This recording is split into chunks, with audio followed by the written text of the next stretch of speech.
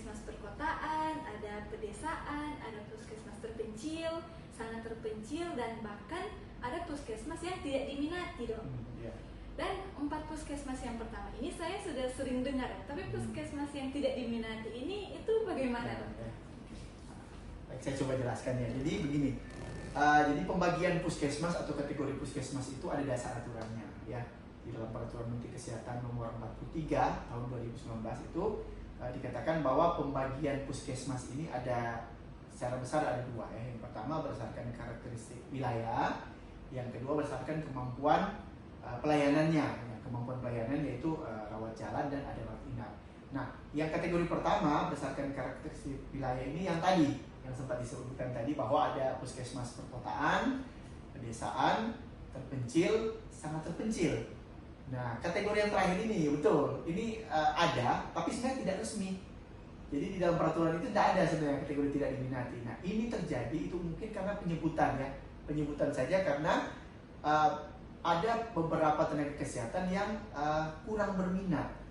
Bahkan sudah ditempatkan itu mereka menolak untuk ditempatkan di puskesmas tertentu, ya terutama di puskesmas sangat terpencil. Jadi kalau bisa saya di perkotaan lah, atau paling tidak di pedesaan. Tapi untuk kategori terpencil dan sangat terpencil itu banyak yang tidak mau, sehingga muncullah yang tadi penyebutan puskesmas yang tidak diminati. Jadi seperti itu. Oh baik, jadi berarti, Dok, banyak tenaga kesehatan yang ingin ditempatkan di perkotaan ya, ya, Dok? seperti itu terjadi. Jadi kalau begitu berarti tidak adanya pemerataan tenaga kesehatan di puskesmas, Dok.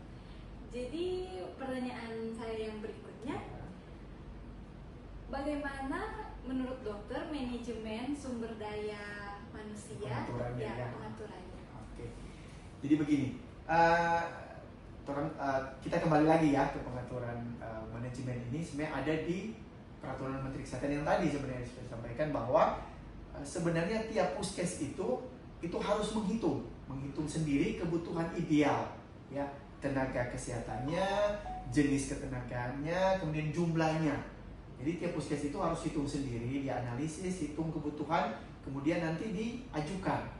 Jadi sehingga penempatan tenaga kesehatan itu sebenarnya sudah sesuai, jadi sesuai kebutuhan yang diminta oleh puskesmas itu. Tapi sekali saya katakan ada tapinya.